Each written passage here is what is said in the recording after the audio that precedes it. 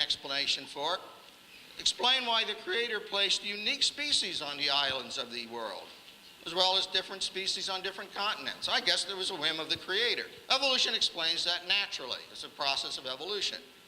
Maybe he has an explanation. I don't know. I haven't heard one from creationism.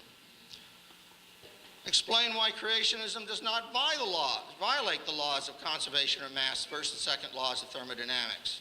Why we should abandon these laws. You know, one of the things that really gets my goat is sometimes creationists will say, well, you know, evolution violates such and such a law of nature. You know, first law, second law, whatever. Wait a minute, you're talking about a process that's outside of natural law. How can you attack us who understand and use natural law? It's a mystery to me. Okay?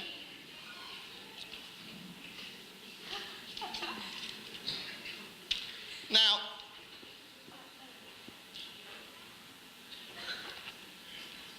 pointed out, then creationism misuses the facts, all right? Bad science. It's also bad theology. Let me just tell you a little story. True story, actually. Some of my stories are true. When I was in college, I'm an evolutionary biologist. Well, you can't believe me. When I was in college, I had a roommate who was a born-again Christian, and he used to, every night, would read the Bible. And frankly, it used to irritate me. He'd have the light on, and I'd be trying to sleep, and I'd hear those pages flip. And I said to him one day, I said, come on, you know, that Bible, you can interpret it any which way, blah, blah, you know, the usual argument that you get between somebody of my beliefs and somebody of his beliefs. So I took the Bible from him and I said, look, I'll interpret something in the Bible. I opened it up and I wound up in Revelations and started reading the seventh seal. And here are some bits from it. And he opened the pit, and there arose a great smoke out of the pit as the smoke of a great furnace, and the sun and the air were darkened by reason of the smoke of the pit. And there came out of the smoke locusts upon the earth, and into them was given power as the scorpions have power. And it was given them that they should not kill them, but that they should be tormented for 5 months. And their torment was the torment of a scorpion when he striketh a man. And And on their heads were as it were crowns like gold, and their faces were as the faces of men. And they had breastplates, as it were breastplates of iron, and the sound of their wings was the sound of chariots of many horses running to battle. And I looked at that, and I said to my roommate, this was about 1960, I don't want to tell, 1960-something. I've been around for a while. But it was at the height of the Cold War, right? Where we were afraid that we're going to have a nuclear holocaust. And I said, oh, well, this is easy. I can interpret that. The pit, that's an underground missile silo. And these locusts with breastplates of iron, those are the missiles, right? And they come out of the ground. There's smoke. There's a great furnace, right? And there's this sound of many chariots as the rockets come from the earth. And kaboom, and then you get a nuclear attack and radiation poisoning, and I was saying all this to him, and then all of a sudden I thought, and he looked at me, and he said, you see? And I went, oh my gosh, that's quite yeah, that's really something. Yeah. Now, if I was interpreting this today, I would make it a little different. I'd probably say that the 5 months torment here, that's probably from Saddam Hussein and his factories of biological or chemical warfare, and that the interesting was the breastplates of iron and the faces of man, these locusts had the faces of men. I said, yeah, that would probably be a portrait of Saddam Hussein, because he puts his portrait on everything, and be on the missiles too. Look, my point is this.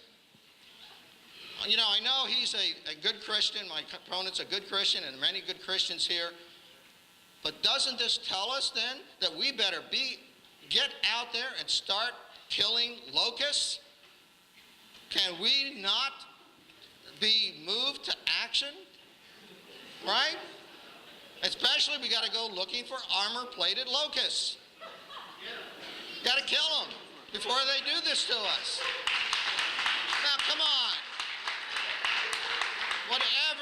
Whatever your religious beliefs, I'm sorry, that kind of interpretation of the Bible just doesn't wash. Either is good theology or is certainly is good science. I want to finish. I'm finishing. It's my last overhead. Perfect timing. Thank you. Look, I know that my opponent has talked about this being a kind of a battle. Creationist battle cry. Here's what they tell you. And I see there are some young people, some children in here, some students, and this is what they tell you. And I find this offensive. Reject evolution or reject your faith. That's what they tell you.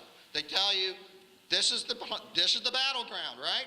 If you are an evolutionist, you believe in evolution, well, then you've got to reject that particular version of the faith, right?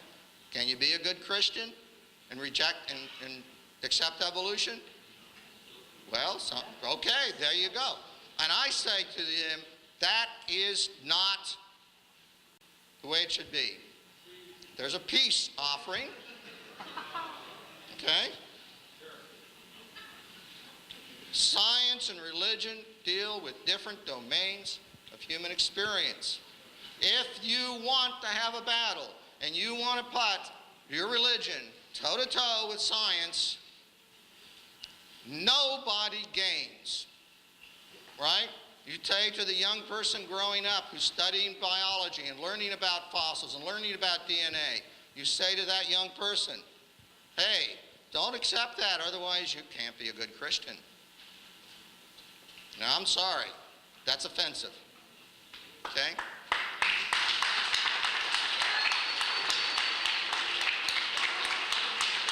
You can be a good Christian. You can accept facts, scientists, there are many good Christians, many good Jews, many good Buddhists, Muslims, whatever, in the scientific community who study evolution. And they deserve the respect that they've earned from their hard work. Okay? Thank